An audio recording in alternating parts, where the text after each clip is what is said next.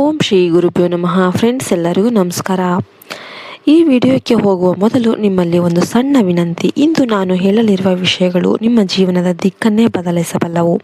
ಹಾಗಾಗಿ ಈ ವಿಡಿಯೋವನ್ನು ಈಗಲೇ ಒಂದು ಲೈಕ್ ಮಾಡಿ ಮತ್ತು ನಮ್ಮ ಚಾನಲನ್ನು ಸಬ್ಸ್ಕ್ರೈಬ್ ಮಾಡದಿದ್ದರೆ ತಕ್ಷಣವೇ ಸಬ್ಸ್ಕ್ರೈಬ್ ಮಾಡಿ. ಯಾಕೆಂದರೆ ಇಂತಹ ಜೀವನದ ರಹಸ್ಯಗಳನ್ನು ನೀವು ಮಿಸ್ ಮಾಡಿಕೊಳ್ಬಾರ್ದು. ಕುಂಭರಾಶಿಯವರೇ, ಮೊದಲು ನಿಮ್ಮ ಮನೆಯ ಬಾಗಿಲುಗಳನ್ನು ಬಿಗಿಯಾಗಿ ಹಾಕಿಕೊಳ್ಳಿ. ಹೌದು, ನಾನು ತಮಾಷೆ ಮಾಡ್ತಾ ಇಲ್ಲ. ಇಂದು ನಾನು ಹೇಳುವ ಸತ್ಯಗಳು ಕೇವಲ ನಿಮ್ಮ ಕಿವಿಗಳಿಗೆ ಕೇಳಿಸಿದರೆ ಸಾಲದು, ಅದು ನಿಮ್ಮ ಪ್ರತಿ ರಕ್ತದ ಹನಿಯಲ್ಲೂ ಪ್ರವಹಿಸಬೇಕು. ಒಂದು ವೇಳೆ ನೀವು ಈ ರಹಸ್ಯಗಳನ್ನು ಸರಿಯಾಗಿ ಅರ್ಥ ಮಾಡಿಕೊಳ್ಳದೇ ಇದ್ದರೆ ಅಥವಾ ನಿಮ್ಮ ಶತ್ರುಗಳಿಗೆ ನಿಮ್ಮ ಮುಂದಿನ ನಡೆ ತಿಳಿದರೆ ಅವರು ನಿಮ್ಮನ್ನು ತಡೆಯಲು ಕುತಂತ್ರದ ಬಲೆಯನ್ನು ಹೆಣೆಯುತ್ತಾರೆ. ಆದ್ದರಿಂದ ಶಾಂತವಾಗಿ ಕುಳಿತು ಒಂದು ದೀರ್ಘವಾದ ಉಸಿರು ತೆಗೆದುಕೊಳ್ಳಿ. ನೀವು ಇಂದು ಕೇಳಲಿರುವ ಸಂಗತಿಗಳು ಅಷ್ಟು ಸುಲಭವಾದದ್ದಲ್ಲ. ಭಾಗ ಎರಡನೇದಾಗಿ, ಕುಂಭರಾಶಿಯವರ ಒಳ ಮನಸ್ಸಿನ ನೋವು. ಫ್ರೆಂಡ್ಸ್, ನೀವು ಇಲ್ಲಿಯವರೆಗೆ ಪಟ್ಟ ಕಷ್ಟಗಳು, ಸುರಿಸಿದ ಕಣ್ಣೀರು ಇನ್ನೂ ಸಾಕು. ಇದು ಯಾವುದೋ ಒಂದು ಪುಸ್ತಕದಲ್ಲಿ ಓದಿ ಹೇಳುತ್ತಿರುವ ಮಾತಲ್ಲ. ನಿಮ್ಮ ಕಣ್ಣುಗಳ ಕೆಳಗಿರುವ ಆ ಆಯಾಸ, ನಿಮ್ಮ ನಗುವಿನ ಹಿಂದೆ ಅಡಗಿರುವ ಆ ಚಿಕ್ಕ ನೋವು, ಎಲ್ಲವನ್ನು ನಾನು ಗಮನಿಸ್ತಾ ಇದ್ದೇನೆ. ನೀವು ಇತರರಿಗಾಗಿ ನಿಮ್ಮ ಹಕ್ಕುಗಳನ್ನು ಬಿಟ್ಟುಕೊಟ್ಟಿದ್ದೀರಿ. ಎಲ್ಲರನ್ನೂ ಕೂಡ ನೀವು ನಂಬಿದ್ದೀರಿ. ಬದಲಿಗೆ ನಿಮಗೆ ಸಿಕ್ಕಿದ್ದು ಏನು? ಕೇವಲ ಏಕತಾಡಿ, ಅವಮಾನ ಮತ್ತು ದೂರ ಇಡುವಿಕೆ. ಕೆಲವೊಮ್ಮೆ ನೀವು ಅತಿ ಹೆಚ್ಚು ನಂಬಿದವರಿಂದಲೇ ಬೆನ್ನಿಗೆ ಚೂರಿ ಆಗುವಂತಹ ಅನುಭವಗಳು ಆಗಿವೆ. ಆದರೆ ಕುಂಭರಾಶಿಯವರೇ, ಈಗ ಕಾಲ ಬದಲಾಗ್ತಾ ಇದೆ. ಮುಂಬರುವ ದಿನಗಳಲ್ಲಿ ಒಂದು ಹೊಸ ಶಕ್ತಿ ನಿಮ್ಮ ಜೀವನವನ್ನು ಪ್ರವೇಶಿಸಲಿದೆ. ನಿಮ್ಮ ಜೀವನ ಎಂದಿಗೂ ಸಾಮಾನ್ಯವಾಗಿರಲಿಲ್ಲ. ಕಷ್ಟ ಬಂದರೆ ಎಲ್ಲರಿಗಿಂತ ಹೆಚ್ಚಾಗಿ ಬರುತ್ತೆ. ಹೊಡೆತ ಬಿದ್ದರೆ ಇತರರು ಊಹಿಸಲಾಗದಷ್ಟು ಆಳವಾಗಿ ತಗಲುತ್ತೆ. ಆದರೆ ನೆನ್ಪಿಟ್ಕೊಂಬಿಡಿ, ಕುಂಭರಾಶಿಯವರ ಕತೆ ಯಾವಾಗಲೂ ಎಕ್ಸ್ಟ್ರೀಮ್ ಲೆವೆಲ್ನಲ್ಲೇ ಇರುತ್ತೆ. ಒಂದೋ ನೀವು ಪಾತಾಳದಲ್ಲಿರ್ತೀರಾ ಅಥವಾ ಆಕಾಶದ ಮೇಲೆ ಇರ್ತೀರಾ. ಮಧ್ಯಮವಾಗಿ ಇರೋದು ನಿಮ್ಮ ಜಾತಕದಲ್ಲೇ ಇಲ್ಲ. ಇನ್ನು ಮೂರನೇದಾಗಿ, ಮುಂಬರುವ ಈ 7 ದಿನಗಳ ಸಂಕೇತಗಳು. ಈಗ ಬಹಳ ಎಚ್ಚರಿಕೆಯಿಂದ ಆಲಿಸಿ. ಮುಂಬರುವ 7 ದಿನಗಳಲ್ಲಿ ನಿಮ್ಮ ಮುಂದೆ 3 ದೊಡ್ಡ ಸಂಕೇತಗಳು ಬರಲಿವೆ. ಮೊದಲ ಸಂಕೇತ, ಕಹಿಯಾದ ಸತ್ಯ. ನಿಮ್ಮ ನಿದ್ದೆಯನ್ನು ದೂರ ಮಾಡುವ ಒಂದು ಶಾಕಿಂಗ್ ಸತ್ಯ ನಿಮಗೆ ತಿಳಿಯಲಿದೆ. ನೀವು ಯಾರನ್ನು ಪ್ರಾಣಕ್ಕಿಂತ ಹೆಚ್ಚಾಗಿ ನಂಬಿದ್ದೀರೋ, ಯಾರ ಮೇಲೆ ಕನಸಿನಲ್ಲೂ ಅನುಮಾನ ಪಟ್ಟಿರಲಿಲ್ಲವೋ, ಅವರ ಅಸಲಿ ಮುಖವಾಡ ಅನ್ನೋದು ಕಳಚಿ ಬೀಳಲಿದೆ. ಆ ಸಮಯದಲ್ಲಿ ಭಾವೋದ್ವೇಗಕ್ಕೆ ಒಳಗಾಗಿ ತಪ್ಪು ನಿರ್ಧಾರ ತೆಗೆದುಕೊಳ್ಬೇಡಿ. ನಿಮ್ಮ ಸಿಟ್ಟು ತುಂಬ ತೀವ್ರವಾಗಿರುತ್ತೆ, ಆದರೆ ಆ ಸಿಟ್ಟಿನ ಜ್ವಾಲೆಯಲ್ಲೇ ನೀವೇ ಸುಟ್ಟು ಹೋಗಬೇಡಿ. ಸಮಯ ಈಗ ನಿಮ್ಮ ಪರವಾಗಿದೆ. ಶಾಂತವಾಗಿ ಪರಿಸ್ಥಿತಿಯನ್ನು ಗಮನಿಸಿ. ಎರಡನೇ ಸಂಕೇತ, ಕಳೆದುಕೊಂಡ ಅವಕಾಶದ ಮರುಕಳಿಕೆ. ಹಿಂದೆ ಯಾವುದೋ ಒಂದು ಅದ್ಭುತ ಅವಕಾಶ ನಿಮ್ಮನ್ನು ಹುಡುಕಿಕೊಂಡು ಬಂದಿತ್ತು, ಆದರೆ ಅಂದು ಇತರರ ಮಾತು ಕೇಳಿ ಅಥವಾ ಭಯದಿಂದ ನೀವು ಅದನ್ನು ವಜಾ ಮಾಡಿದ್ದೀರಿ. ಈಗ ಅದೇ ಅವಕಾಶ ಮತ್ತೆ ನಿಮ್ಮ ಬಾಗಿಲು ತಟ್ತಾ ಇದೆ.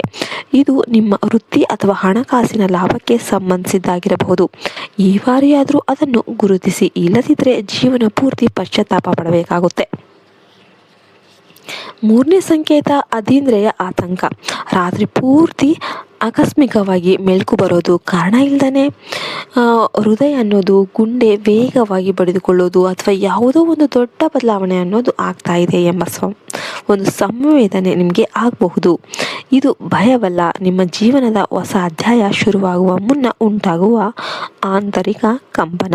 ಸೂರ್ಯೋದಯಕ್ಕೂ ಮುನ್ನ ಕತ್ತಲು ಹೇಗೆ ಗಾಢವಾಗಿರುತ್ತೋ ಹಾಗೆಯೇ ನಿಮ್ಮ ಯಶಸ್ಸಿನ ಮುನ್ನ ಈ ಅಶಾಂತಿ ಸಹಜ.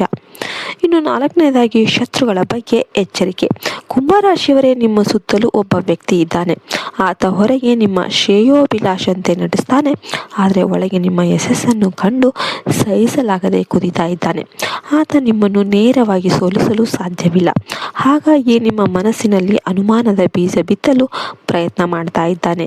ಈಗ ಸಮಯ ಚೆನ್ನಾಗಿಲ್ಲ, ರಿಸ್ಕ್ ಬೇಡ ಅಂದು ನಿಮ್ಮನ್ನು ಹೆದರಿಸ್ತಾನೆ. ನೆನ್ಪಿಟ್ಕೊಂಬಿಡಿ, ಹಾರುವ ಧೈರ್ಯವಿಲ್ಲದವನು ಯಾವಾಗಲೂ ಇತರರ ರೆಕ್ಕೆ ಕತ್ತರಿಸಲು ನೋಡ್ತಾನೆ. ಇನ್ನು ಐದನೇದಾಗಿ, ಆರ್ಥಿಕ ಮತ್ತು ವೃತ್ತಿ ಜೀವನದ ಮರುಹುಟ್ಟು. ಆರ್ಥಿಕವಾಗಿ ನಿಮಗೆ ಈಗ ಒಂದು ಸುಸಂದರ್ಭ ಅನ್ನೋದು ಒದಗಿ ಬಂದಿದೆ. ಆಗಿ ಹೋದ ಪೇಮೆಂಟ್ಗಳು ಬರ್ಬೋದು ಅಥವಾ ಒಂದು ಹೊಸ ಪ್ರಾಜೆಕ್ಟ್ ಅನ್ನೋದು ಸಿಗ್ಬೋದು. ಆದರೆ ಇಲ್ಲಿ ಒಂದು ಎಚ್ಚರಿಕೆ, ನೀವು ತುಂಬ ಮೃದು ಮನಸ್ಸಿನವರು. ಯಾರಾದರೂ ಕಷ್ಟ ಅಂತ ನೀವು ಏನಾದರೂ ಬಂದರೆ ಜೇಬಿನಲ್ಲಿರೋದನ್ನೆಲ್ಲ ಕೊಟ್ಟು ಬಿಡ್ತೀರಾ. ಈ ಬಾರಿ ಹಾಗೆ ಮಾಡಬೇಡಿ. ಮೊದಲು ನಿಮ್ಮ ಅಡಿಪಾಯವನ್ನು ಗಟ್ಟಿ ಮಾಡಿಕೊಳ್ಳಿ. ಹಿಂದೆ ನೀವು ಯಾರನ್ನು ಮೇಲೆತ್ತಿದ್ದೀರೋ ಅವರೇ ನಿಮ್ಮನ್ನು ತುಳಿದು ಮುಂದೆ ಹೋಗಿದ್ದಾರೆ. ಆ ತಪ್ಪು ಮತ್ತೆ ಮರುಕಳಿಸದಿರಲಿ. ವೃತ್ತಿ ಜೀವನದಲ್ಲಿ ದೊಡ್ಡ ನಿರ್ಧಾರಗಳನ್ನು ತೆಗೆದುಕೊಳ್ಳುವ ಸಮಯ ಬಂದಿದೆ. ಅವಶ್ಯಕತೆ ಇದ್ದರೆ ನಿಮ್ಮ ಕೆಲಸದ ಸ್ಥಳವನ್ನು ಬದಲಿಸಿ ಅಥವಾ ನಿಮ್ಮ ಕಾರ್ಯವೈಖರಿಯನ್ನು ಬದಲಿಸಿ. ಯಶಸ್ಸು ಎಂಬುದು ಎಂದಿಗೂ ಹೂವಿನ ಹಾಸಿಗೆ ಮೇಲೆ ಸಿಗೋದಿಲ್ಲ. ಅದಕ್ಕಾಗಿ ಕಠಿಣ ಪರಿಶ್ರಮ ಮತ್ತು ಸರಿಯಾದ ಯೋಜನೆ ಅಗತ್ಯವಾಗಿರುತ್ತೆ. ಹಾಗಾದರೆ ನಿಮ್ಮ ನಿಜವಾದ ಶತ್ರು ಯಾರು? ನಿಮ್ಮ ಅಸಲಿ ಶತ್ರು ಹೊರಗೆ ಯಾರೋ ಇಲ್ಲ, ನಿಮ್ಮೊಳಗೆ ಇರುವ ಆತ್ಮಸಂದೇಹನೇ ನಿಮ್ಮ ದೊಡ್ಡ ಶತ್ರು ಆಗಿರುತ್ತೆ. ನಾನು ಸಿದ್ಧನಿಲ್ಲ, ನನ್ನ ಹತ್ತಿರ ಹಣ ಇಲ್ಲ, ಜನ ಏನು ಅಂದ್ಕೊಳ್ತಾರೋ ಎಂಬ ಆಲೋಚನೆಗಳೇ ನಿಮ್ಮನ್ನು ಕಟ್ಟಿಹಾಕಿವೆ. ಕುಂಭರಾಶಿಯವರು ಸಣ್ಣ ಗುರಿಗಳಿಗಾಗಿ ಹುಟ್ಟಿದವರಲ್ಲ. ನಿಮ್ಮ ಕನಸುಗಳು ಆಕಾಶದಷ್ಟಿವೆ, ಆದರೆ ನೀವು ನೆಲದ ಮೇಲೆ ತೆವಳುತ್ತಾ ಇದ್ದೀರಿ. ನಿಮ್ಮ ಶಕ್ತಿಯನ್ನು ಹೊರತೆಗೆಯುವ ಕಾಲ ಬಂದಿದೆ.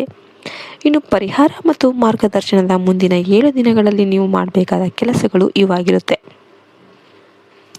ಮೌನವಾಗಿರಿ. ನಿಮ್ಮ ಯೋಜನೆಗಳನ್ನು ಪ್ರತಿಯೊಬ್ಬರೊಂದಿಗೂ ಹಂಚಿಕೊಳ್ಳೋದಕ್ಕೆ ಹೋಗಬೇಡಿ. ನಿಮ್ಮ ಕೆಲಸವೇ ಸದ್ದು ಮಾಡಲಿ.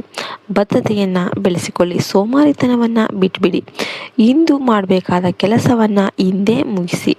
ಗತಕಾಲವನ್ನು ಬಿಡಿ. ರಾತ್ರಿ ಮಲಗುವ ಮುನ್ನ ಹಿಂದೆ ನಡೆದದ್ದೆಲ್ಲ ಮುಗಿದು ಹೋಯಿತು, ನಾನು ಹೊಸದಾಗಿ ಆರಂಭ ಮಾಡ್ತಾ ಇದ್ದೇನೆ ಅಂತ ಮನಸ್ಸಿಗೆ ಹೇಳಿ.